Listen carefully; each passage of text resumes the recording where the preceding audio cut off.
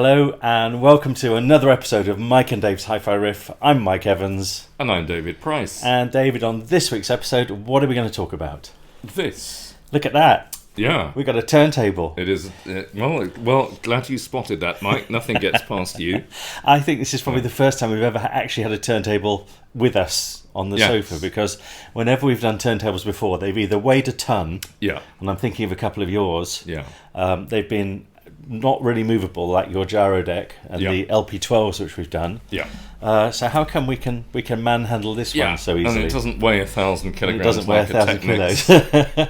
So, no, sure. This is a Rekkord F110P, 110P. Wow. And that's not how much it costs, but it's still very cheap by modern standards. And inexpensive. Yes, let's say inexpensive. That's a polite way of putting it. Yes. So at this point, I think it's fair to say that this is not aimed at you and I. It's not a 20 grand... Can I just say before you go on, Yeah. we got accused in one of our more recent comments of being snobs. Okay. So I think we need to be cautious here when you say that. Okay. Well, otherwise they'll find out that we are Otherwise they'll snobs. find out we are snobs. We're total and utter snobs. Absolutely. We can't. I think most people in hi-fi are, aren't they? In a nice way. Well, you In a are. subtle I'm way. not. I am. Of course, I am. Absolutely. I'm happy to admit it. So- I think it's a compliment. I wear it as a badge of honour. Yes. Yeah. So yes. So not quite our target. We're not quite the target market for this, are we? But it's still an important market, actually. Very much so. And it's important, and I think the reason we're covering it is that it does something that not even your most expensive Technics SP10R does. Mm-hmm. It starts itself, and then it switches itself off. Inspired. Yes. Inspired. A bit like a music centre from the 70s. Absolutely, yes. Well, a bit like about 99% of turntables ever made. Yes, true. But I don't think we've probably ever owned one, have we, that does that, or certainly not reviewed one. I had a Garrard SP25 Mark IV, which did that. Did it? But that was only because it came out of my dad's old radiogram thingy. Okay. And I stuck it in a different plinth. Cool. It's really great to watch it do it. Yes. We just played a record to the end, and it sort of does all its doings, lifts it up, brings it back, takes it back to home, and then shuts the platter down. It's quite cute, isn't it? Of course, the advantage of this is you can drink alcohol and play it. Yes. Because the reason why I say that is because the amount of times I've fallen asleep and found out in the morning that my stylus is worn out because it's been in the run-out groove all night. Yes. Because I've had too much to drink. Yes. Is too numerous to mention. Well, I can vouch for that, because when I used to come and stay with you when you were a student, I was too, and I'd drive over from Bristol to London where you were studying in my TR7. Yes. If it would get there. Yeah. And we used to, go down to the local gateways or whatever it was and get umpteen 4-packs of Royal Dutch. And then basically play, Rush mostly all night until we conked out. And then I'd basically sleep on your floor, and I'd wake up with this Exactly. In the run-out groove. Yes. In fact, the run-out groove is a worn-out groove. So. Your Riga Planner 3 with whatever cartridge you had in there at that time. Yes. Would be, put it this way, it'd be 12 hours closer to death, wouldn't it? And the Goka MP11 boron or something like that, totally destroyed. Yeah. Probably bought second-hand to start with anyway, because I couldn't afford a new one. Yes. You've just reminded me of something, actually, and forgive me, because we just need to digress just a moment. Have you seen Detectorists? No. You've got to watch Detectorists. Detectorists is one of the best things that's been on TV in years. Okay. Mackenzie Crook, who did the Office. Oh, right. And Toby Jones, I think, who plays his counterpart. Yeah. And the Metal Detectors. Okay. And hence Detectorists. Cool. And it's the most beautiful, gentle English comedy. Wow. It's absolutely fabulous. And there's loads of sort of references to, they find tab clear cans and stuff like this when they're doing all their metal detecting. But the reason why I say this, and this is what jogged my memory, is he's one of the guys. Toby's got a amazing yellow TR7. Oh, wow. In absolutely pristine condition. Wow. And this is what he drives around in, and he worships it. It's his total and utter pride and joy. Is that the Mackenzie Crook character? No, it's his pal. Okay. Who's just like he's the most brilliant partnership. Excellent. Almost as funny as we are. But he drives this really cool TR. Wow. Which so you've got to see it. You've got to watch it. Yeah. And you'll love it. It's sort of there's 2 seasons of it, but it's just one of the most lovely subtle comedies I've seen in donkey's years. What channel is it? It's on iPlayer. Okay. So yeah, it's BBC. There we go. The public service announcement on behalf of the BBC is now over. You mentioned TR7. It was your fault. So there we go. But I do really like Mackenzie Crook, and I like The Office. Yeah, he's just brilliant. Show. He's a great character. He wrote it and produced it and directed it as well. It's really good.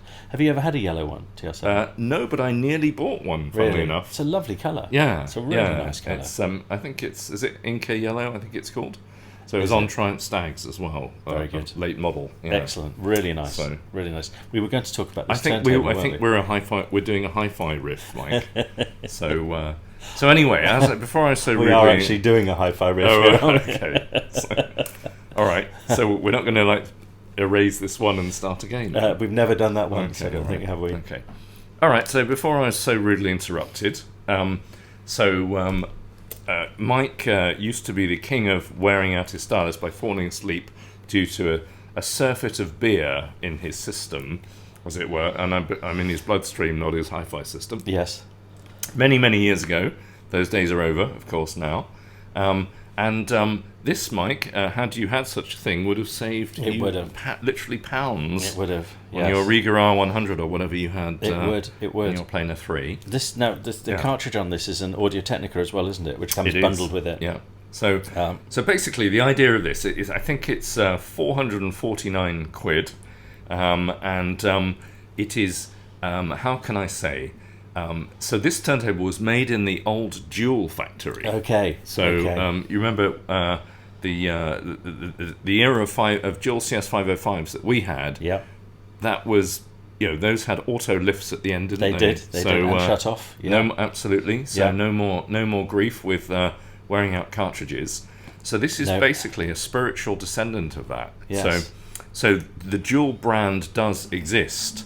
But are not made in the factory that used to make the old Duals that we had. But this is? This is made in the factory that used to make the old Duals that we had. Yep. Amazing. So we both had CS505s.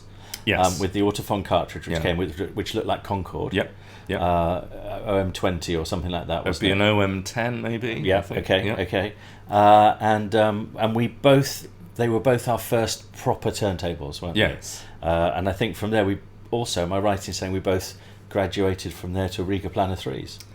That was the next. Was that our next upgrade? Well, in my case, my first proper turntable was a Riga Planer 3. Right. But I sold it to buy a motorbike. Okay. And bought a CS505 Mark 1 improved. Got you. And then I bought a Planer 3 again. Right. Got you. So you did a sort of a roundabout. So I had a black Riga, then a 505 Mark 1, then a pink Riga. You had a pink Riga, yes. Okay. So there we go. So that's how I did it. But so this is made in the Dual factory. Yeah. Okay. And German engineering. It is indeed. It's made in Germany. And what turntable can you buy for 450 quid that's made in Germany? The answer is not very many at all. No. And probably just this one. Well, it's probably true. So, but it's basically a Dual of the early 1980s. Yes. And a very strong descendant of the CS505 that we had. Yeah. And it is a fully auto, unlike the 505.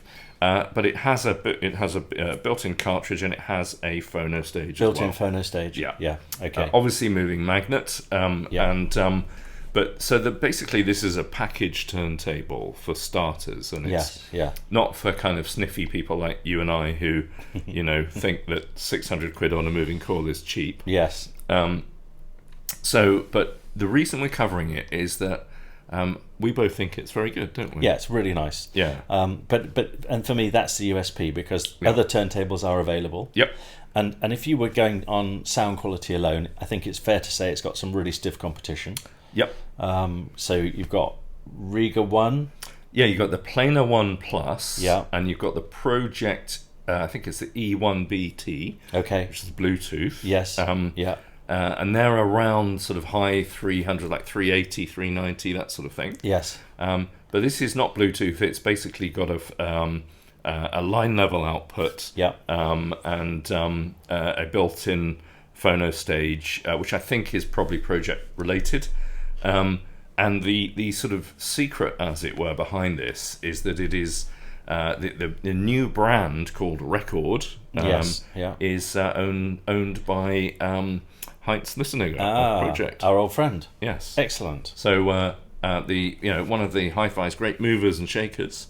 Yes. So you'd say, why would he buy or start this brand, basically? And the answer is that even though he's behind the project brand, project turntables are basically manual turntables. They're sort of hi-fi turntables, proper in inverted commas, and this is quite deliberately a fully auto turntable. Yes. And obviously, sort of hi-fi vinyl geeks like us, we'd sort of sniff at sort of fully auto decks, but about 99% of turntables ever sold were fully auto. Sure. Back in the day, in the sort of high days of vinyl, the biggest selling year for vinyl in the UK was 1975 with Tubular Bells. That was the sort of greatest year, as it were.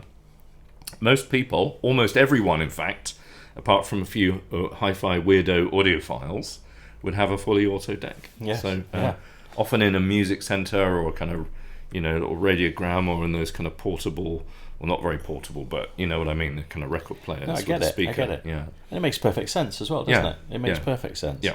And it's a nice thing to use. It's very, very user friendly. You don't feel like you're going to kill the cartridge every time you put the needle on the record. Yeah. And in fact, that's quite a thing now.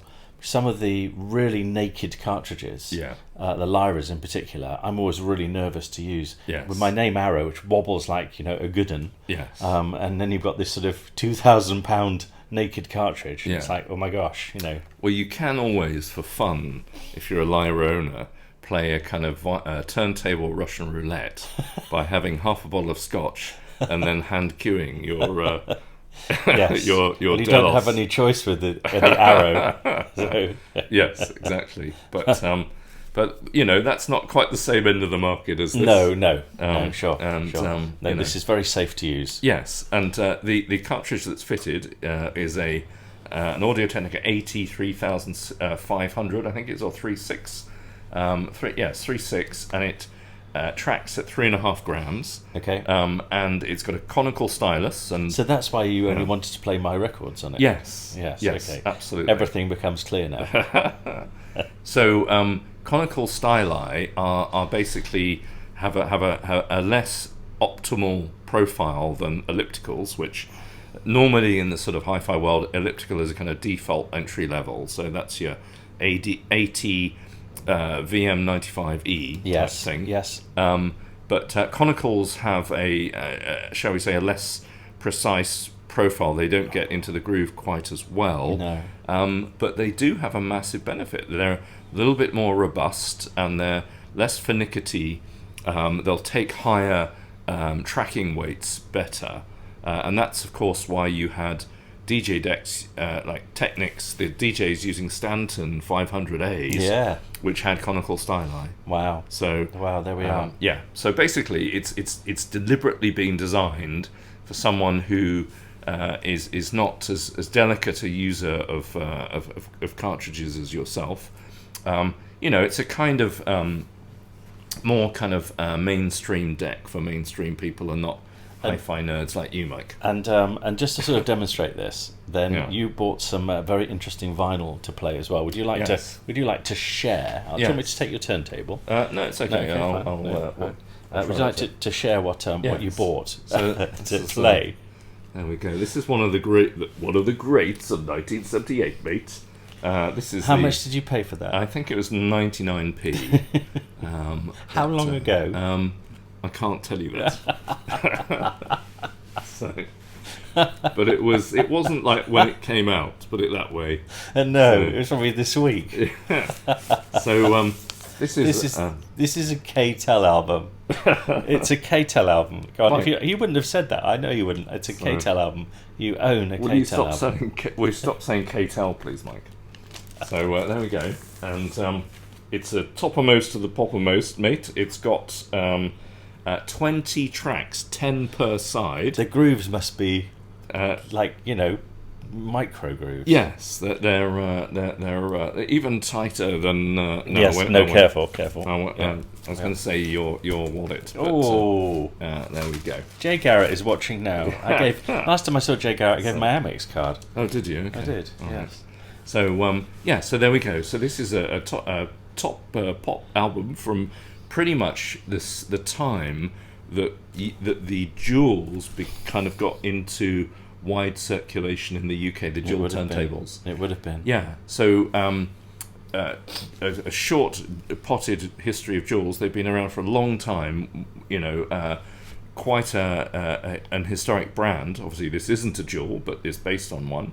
And in 1979, I think it was, they brought out the CS506, which is the posher version of the 505 that we had. Yes. And would you like to hold hold your K-Tel album? So, and it had the 506 was very impressive because it had an ultra low mass tone arm.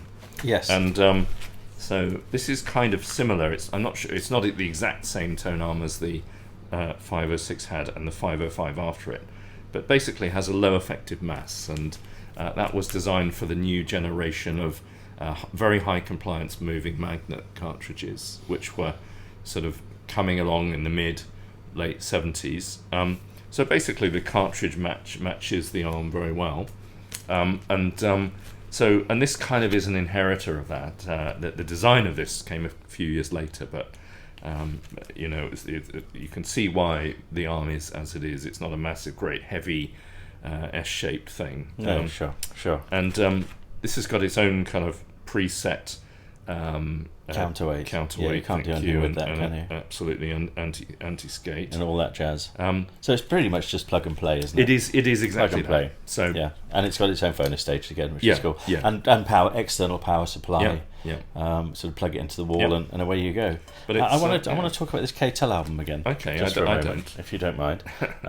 What did we play from here? We played Reggae For It Now by Bill Lovelady.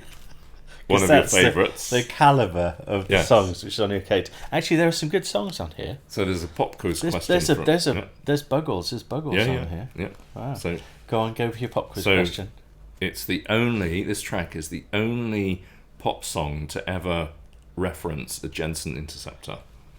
Reggae For It Now by Bill Lovelady. Amazing. So there you go. And what a car that is. And we also played we played the Roxy Music track, didn't we? Yeah, Angel Eyes. Yep. The one after that, which was "Stay With You Till Stay Dawn." With Me Till Dawn by Judy Zook, which is a great song, which was pretty much worn out because obviously that's the only reason the person who owned this before you bought the CD. Yes, so there you go. And then when we got to the last song, which is Madness, the Prince, then it did its joys. Yeah, lovely, excellent. There we go. So I'm not sure this is a top tip for vinyl purchases, though. To be fair, well, I don't know. So, but although I did get in one beat Randy Van Warmer. Yes, you did. I think you had to be impressed with that. Well, secretly. I know you are for a fact. You are a big Van Warmer fan. Randy Van, a Randy fan. You're a big Randy fan. It's a name to conjure with, isn't it? Absolutely. It really is. Yep. Okay. So there we go. So I just want to do two things before we wrap. First of all, sound quality. Yes. It's not the last word in hi-fi, is it? But look, it's not going to damage your records. Yeah. It's got this lovely, fully automatic system. It doesn't sound too bad at all, does it? And you've got to bear in mind the price, haven't you? So, absolutely. It is much better than you'd think. Yes, it is. So So I'm sure some viewers would have seen these kind of turntables on Amazon, the sort of Crosley type things made in China or whatever. And in HMV and stuff like that being sold. Yes, and those are absolute crap. Junk. They're total junk, and then you've got things like the Riga Planar 1 Plus, which is roughly the same price, and that's by Riga standards, that's pretty miserly and it's very entry level, very cheap seats, isn't it? Yes, it is. But it's still definitely way better than any of those Chinese junky type stuff. Yeah. So the problem with the Riga is that for most people is that it's purely a manual deck. So this is where this comes in. So you've got, I think, I don't think the sound quality is quite up to a Planner 1.